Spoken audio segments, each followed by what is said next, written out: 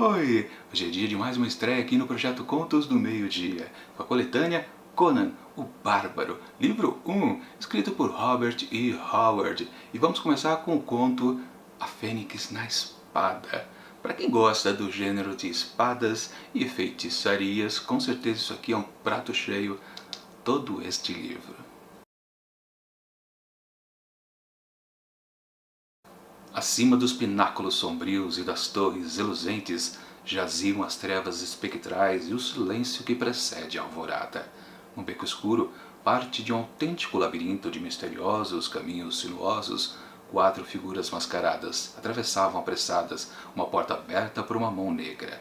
Sem se falar, os vultos se misturaram rapidamente à escuridão, enrolados em seus mantos e, silenciosos como os fantasmas de homens assassinados, desapareceram nas trevas. Atrás deles, a porta parcialmente aberta emoldurava feições sardônicas. Um par de olhos diabólicos fulgurou no breu. Assim começa A Fênix na Espada, escrito por Robert E. Howard, que conta a história desses 4 mascarados que saíram ali daquele lugarzinho escuro, como também de 2 pessoas que estão lá dentro e também de um certo rei. Aí você pode se lembrar, né? Mas espera aí, estamos aqui na história de Conan, o Bárbaro. Cadê ele aqui nessa história? Bom, todo mundo sabe quem é Conan, né? Sim, aquele famoso personagem que brilhou nas telas do cinema, interpretado por Arnold Schwarzenegger, e também viveu a sua glória eterna também nas revistas da Marvel Comics, a famosa A Espada Selvagem de Conan. Sim, vocês conhecem esse personagem por essas 2 mídias, mas na verdade ele teve origem aqui nos contos escritos por Robert E. Howard. Enfim, cadê esse Conan aqui nessa história? Bom, primeiro vamos situar, né? Esses 4 mascarados que saíram dali estão tramando contra aquele certo rei. E os 2 que estão ali dentro daquela localidade escura são as pessoas que são os algozes, ou que estão facilitando esse complô ali no reino. Bom, tá bom, o rei é o Conan. Essa parte que faltava. É curioso, né? O que será que vai acontecer com esse Conan que é tão brutal, ou pelo menos fora brutal, né? Porque ele tomou aquele reino ali, né? Sentou lá no trono, a vida ficou um pouquinho meio sossegada, e olha só o que está acontecendo, né? Estão tramando para cima dele. O que vai acontecer nisso tudo? Eu vou dizer, porque senão estraga a experiência de ler este conto. Minha avaliação do texto. Para quem conhece um pouquinho desse personagem, Conan, sabe que ele é retratado de diferentes maneiras. Às vezes ele é puramente o Conan, o bárbaro, ou seja, aquele brutamonte que tem uma espada na mão e sai caminhando por aí e enfrenta perigos que vai topando pelo caminho, sejam perigos físicos, reais, como também os sobrenaturais, sempre nesse esquema do gênero. Também ele pode ser encontrado como um bom pirata em aventuras marítimas também por aí.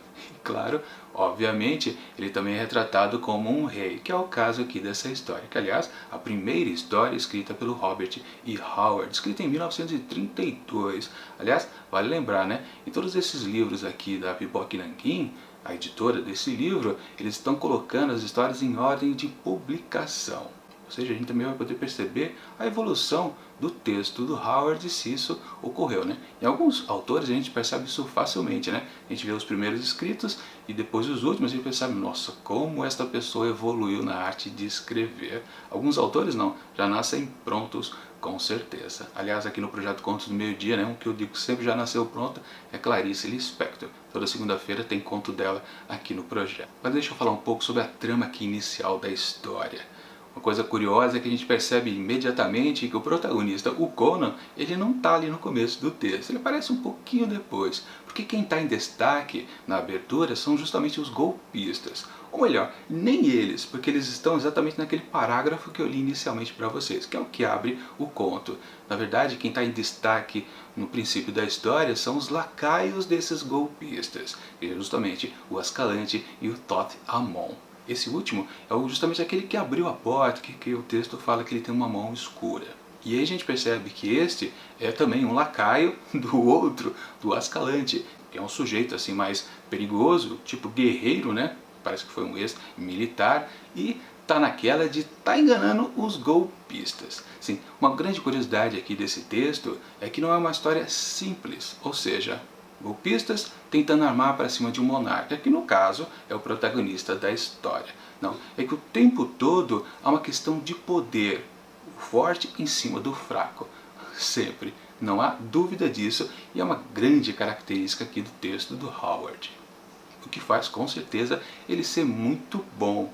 Não é um texto superficial, aquela linha bem fininha onde todos os personagens estão presentes. Aliás, vale destacar, todos esses personagens que participam aqui dessa história, mais ou menos uns 7 principais, e uns outros 2 ou 3 meio coadjuvantes, têm uma personalidade forte. A gente consegue perceber que eles conseguem ser diferenciados assim que a gente bate o olho neles. Que é uma coisa que a gente pode perceber muito em muitos autores, principalmente nessas histórias de violência, de ação mais específica, né? Onde os personagens tendem a ser muito parecidos.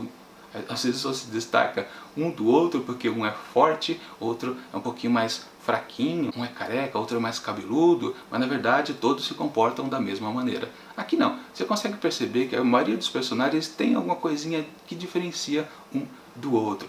Isso, claro, é uma característica de quem sabe escrever bem. Aliás, quando a gente começa a perceber do que se trata esses 4 golpistas, o Howard faz uma descrição deles que parece ser simplista no começo. Diz aqui, ó, sobre os 4, né? Valmona, o conde minúsculo de Caraban. Gromel, o gigante comandante da Legião Negra. Dion, o barão obeso de Átalos. E Rinaldo, o menestrel desatento. Ou seja, é uma simplificação enorme do que é esses personagens. Mas no decorrer do texto a gente vai percebendo que sim, eles têm algumas particularidades e a gente consegue diferenciar. Como eu disse, assim que a gente bate o olho na descrição a gente já sabe, ah, é fulano que está nessa situação. E outra coisa interessante aqui também desse texto é que ele está dividido em capítulos, onde o foco é alternado. Ora estamos com os golpistas e ora com o rei, o Conan.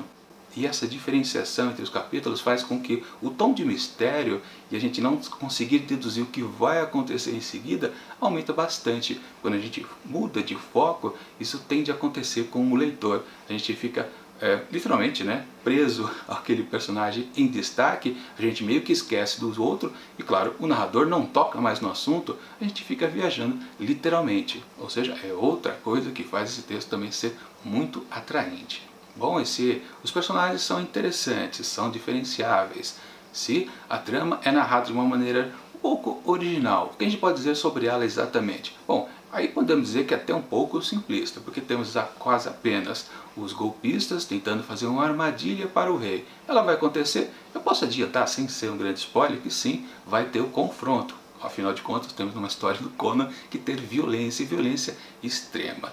E tirando isso, aí tem a resolução. Claro que também tem um outro elemento também super importante, que é o sobrenatural. Onde que entra o sobrenatural aqui nessa história? Entra em 2 momentos. Por um lado dos golpistas e por um lado, claro, do Conan.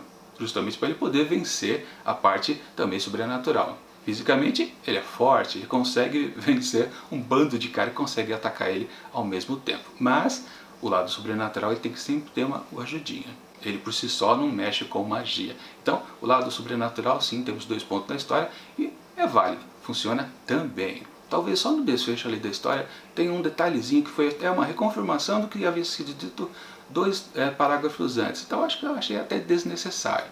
Fica um pouco aberto o final da história, um pouquinho, de leve, mas de qualquer forma há uma grande conclusão. E os personagens, sim, eles têm os seus destinos bem interessantes também. E aliás, o ponto forte aqui do texto do Howard, como ele descreve bem a cena de ação. Uma bela de uma confusão com muitos personagens ali presentes, se diga galadiano, a gente consegue perceber muito fácil quem está aplicando o golpe em quem e qual é a importância daquele ferimento. Sim, a gente percebe que os personagens vão caindo aos poucos, mas eles podem se recuperar as forças, voltar a atacar. A gente consegue visualizar completamente o que está acontecendo aqui naquela batalha, bem justa, né? Que é o Conan contra todo mundo. E claro, também outra coisa boa, a gente percebe que Conan, ele não é invencível, ele começa a fraquejar em certos momentos e se ele bobear, ele vai perder a sua luta. Ou seja, não é apenas um personagem invencível.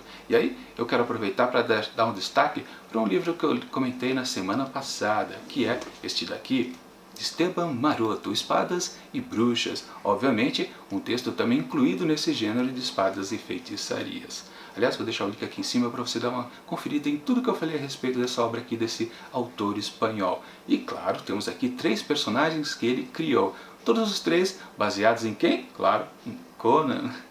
E uma coisa que eu disse aqui nos comentários é que a maioria desses 3 personagens, eles são simplistas no seu gênero, enquanto serem apenas um cara fortão que tem uma espada na mão e vai lutar contra todo mundo. Basicamente, todos esses personagens, eles não são muito bem definidos, embora eu não estou dizendo que o Esteban Maroto escreve mal, muito pelo contrário. Um dos personagens aqui presentes, o Dax, é sensacional. O texto do Maroto, muito bom.